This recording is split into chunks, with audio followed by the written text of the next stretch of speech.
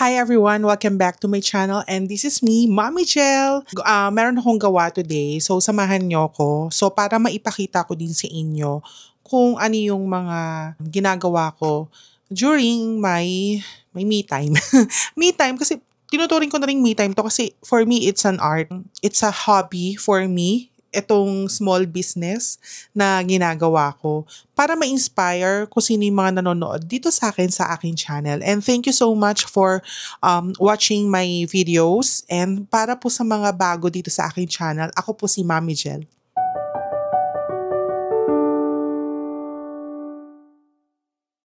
Okay, so nakita nyo naman ako po ay nasa aking mini office.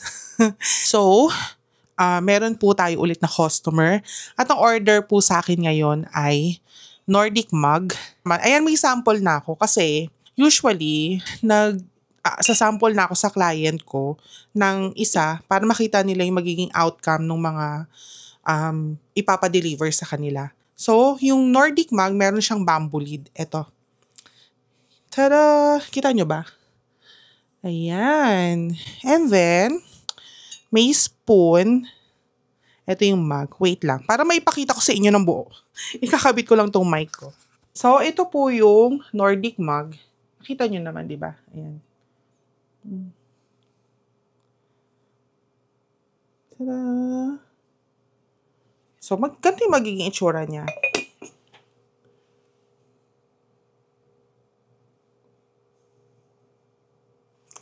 Yan po ang ginagawa ko for today. Sa mga gusto po umorder, pwede po kayong mag-PM sa akin. Ipopromote ko na rin yung FM to UPH. So, ilalagay ko sa screen and sa description box yung link. Kung gusto niyo lang naman umorder. So, gumagawa po ako ng mga stickers and souvenirs. Pwede sa binyag, sa kasal, sa birthday. Kahit na isang piraso lang yan, pwede. Nasa Shopee din po ako. Pwede niyo po akong hanapin. Ilalagay ko na lang sa description box. So, para makita niyo po yung mga product na ginagawa ko. So, nabuo tong business ito nung last 2022. Yung para ma-inspire yung mga gustong magnegosyo. So, habang gumagawa ako dito, ikukwento ko. Anyway, ang ginagawa ko po ngayon, ito nga, magka-cut ako. So, iaano ko muna to. Ilalagay ko muna sa machine, sa cutting machine, para makita nyo. And then, habang gumagawa ako, ikukwento ko kung paano ko nagsimula. Na-ready ko na. Gagawa ko ng ganito. Vinyl stickers to. So, may cutting machine tayo. Doon ko ikakat yung mga, yung phrases na yon.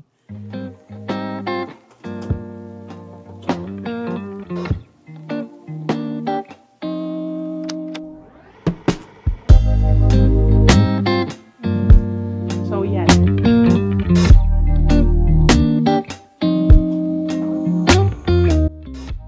So, dyan po kinakat yung mga letters para ididikit doon sa mug.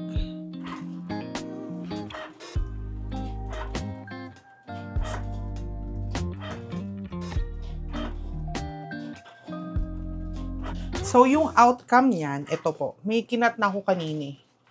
Ito. Yan. So, dahil puti, kaya ako may ilaw dito. Napaka-importante ng ilaw sa akin.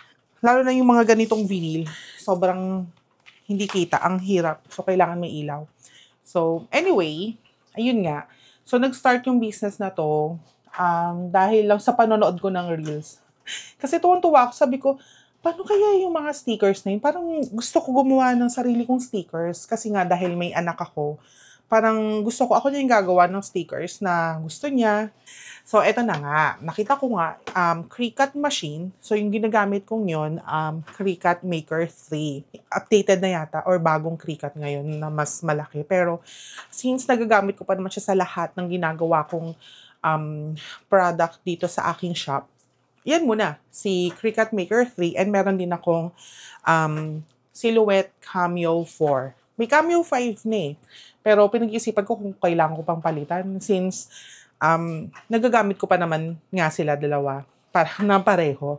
So yun nga, binilan ako ni Daddy Ken and nag-try ng mga stickers and natuwa si Sander kasi nakapag-gawa ako ng stickers ng Roblox. Tapos, sa una, mahirap kasi syempre, ika-calibrate mo pa, hindi pantay. And then, nagloko pa yung Cricut Maker 3, parang hindi ko siya, basta tumawag pa ako sa service center nila hanggang sa pinalitan yan. Pero staying pa rin naman, parang binalik ko lang yung product. Then, mabilis lang din naman yung action nila, pinalitan din. And then, so far, okay naman yung pagkakat niya ngayon. And then, usually, nagkakat ako ng mga stickers sa aking, this one. Yan. Ito. Yung Silhouette Cameo 4. Kasi mas precise yung ano dyan, yung pagkakat. For me sa Cricut kasi medyo, yung print then cut nila, yung paggawa ng stickers, medyo naghihirapan pa ako. Kasi parang hindi siya sumasakto minsan sakto naman. Pero sa pagkakat ng mga letters like this, ayan, okay siya. And then sa mga anong cutting material kung anong mga materials na pwede nyo i-cut, pwede siya. So, pwede nyo namang i-search kung ano yung mga material na pwedeng i-cut ng Cricut. Siguro, next time, i-share ko. Pero ngayon, kung paano ako nag-start nung aking pagbi-business. So, yun nga, hanggang sa pwede pala siyang sa mga baso. So, talagang gumawa na ako ng mga nag-sample ako sa una sa mga tumbler.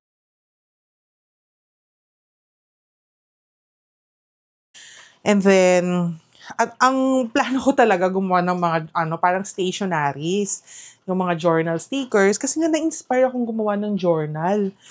Kasi mahilig ako magsulat Ang hilig ko, kaya gustong-gusto ko yung mga planner, yung mga notebook na, anong tawag doon, yung mga dotted notebook, basta pang journal.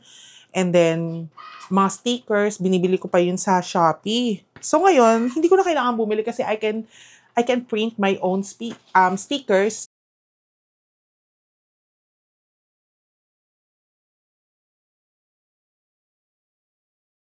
Together, nung mga gusto ng anak ko. Ganon din yung asawa ko. Kung nakita nyo naman dun sa A Glimpse of Our Day, meron din akong heat press. Eto, pakita ko sa inyo. Medyo makalat Ayan, heat press.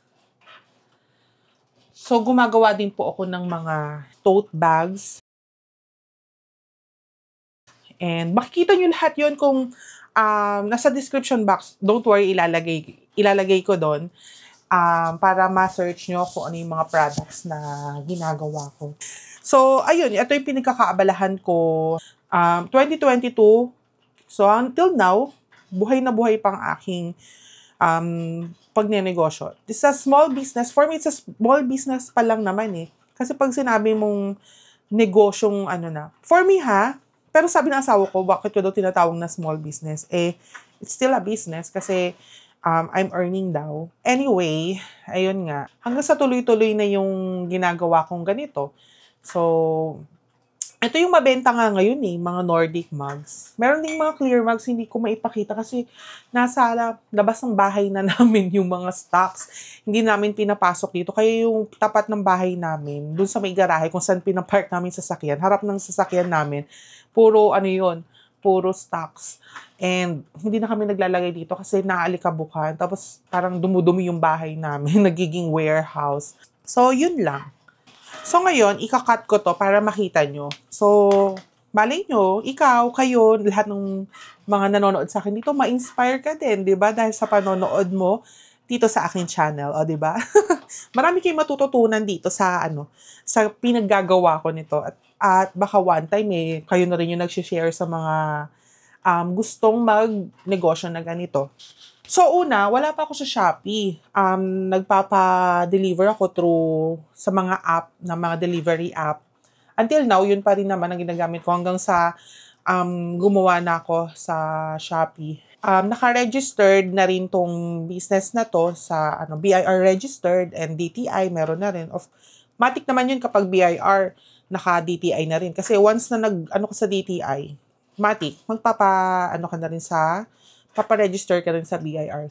So, may resibo po itong aking business. Ayan. So, ito, ikakat ko. Kailangan ko siyang ikat para madali ko siyang i-weed.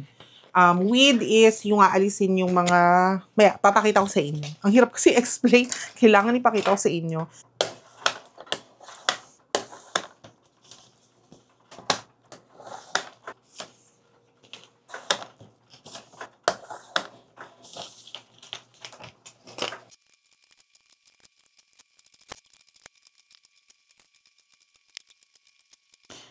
So, ayan. 'Di ba? Actually, madali lang, pero kailangan ng tiyaga. Anyway, ayan, ganyan siya. Tapos, ididikit na siya sa baso. Mamaya papakita ko sa inyo kung paano siya idikit sa baso. Para matuwa kayo. Actually, napaka-satisfying nung ginagawa ko. As long as perfect yung cut and kung artistic talaga kayo, tsaka magaling kayo sa mga arts, talagang matutuwa kayo. Kasi para lang kayo naglalaro. Ang mahirap lang naman dito sa ginagawa ko kasi nga dahil stay-at-home mom ako. So kapag maraming kliyente, nawawala yung focus ko sa pagiging stay-at-home mom kasi hindi ako makapaglinis ng bahay. At dyan to the rescue ang aking asawa. Kasi yung asawa ko, siya yung nakatoka na talaga sa pagluluto. Lagi ko naman sinasabi, simula nung nag-vlog ako, sa paglilinis, minsan hati kami. Ganun yung setup namin sa bahay. Tulungan lang. Di ba sa marriage, talagang partnership. Partner kayo sa lahat ng bagay. Okay, so, nagka-cut pa naman ako. Samahan niyo ako sa baba. At ang dami pong hugasin doon. So, ganun talaga yung magiging role ko. Hi everyone! So, nandito ako sa room ni Sander.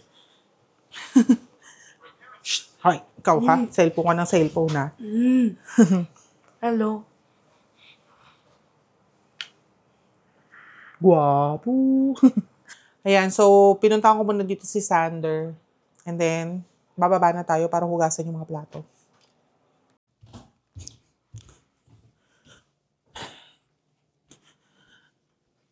Talaga yung hati yung oras at minsan hindi mo maano na rin yung time management eh. Kasi pag marami na yung customer, hindi ko naman pwedeng matanggihan kasi nga sayang yun, pera yun, 'di ba? Anyway, ayan. So, mag-electric fan tayo kasi pinatay ko yung aircon dito. Diyan lang kayo ha, panoorin niyo ako maglinis.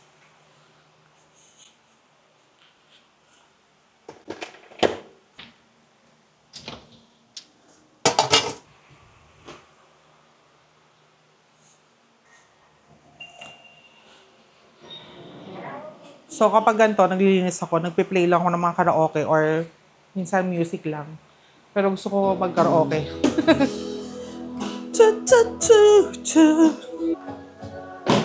I must be crazy now.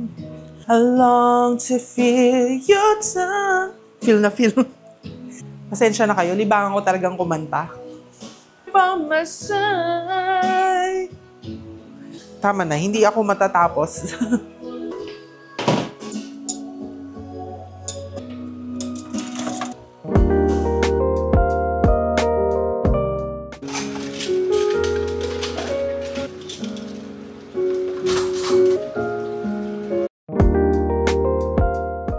Okay, so I'm back. I'm back na dito sa aking lungga. Nagsa-start na akong gumawa sa baso. So, ganito, ito pala. Na-weed out ko na yung mga yung ito. So, yan.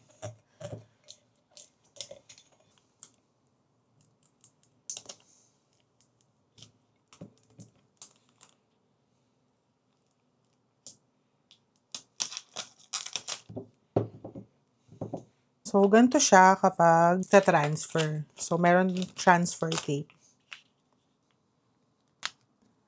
Ang mahirap lang dito is yung kailangan pantay. Marunong ka tumingin kung pantay o hindi. Kasi ang pangit tignan. May mga times na hindi siya nagpapantay, inuulit ko talaga. So, magka-cut ulit ako.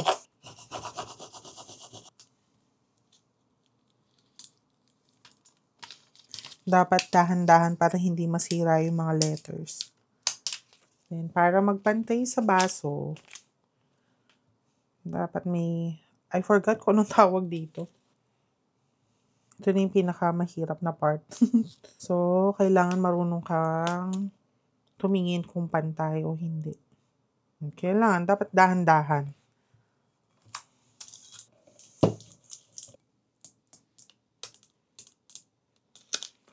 Tada! Tapos, check ko pa kung pantay siya. Pantay naman. Tulungan niyo ako, pantay ba? Pantay naman. Ayan. So, ang gagawin ko na ganyan ay 40 pieces. Tapos, meron pa sa baba. Ayan. Ayan. Kaya, pag may mga gawa dito, magulo yung yung office. Dahil napakita ko na sa inyo, tatapusin ko muna to at i-update ko tong vlog.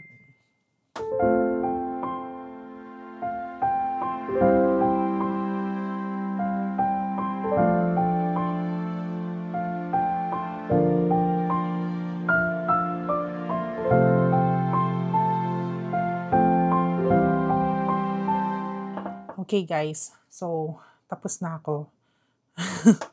So, papakita ko sa inyo. Tada! Tapos na. Well, katatapos ko lang. Nagawa ko na yung 40 pieces. And tada! Diba?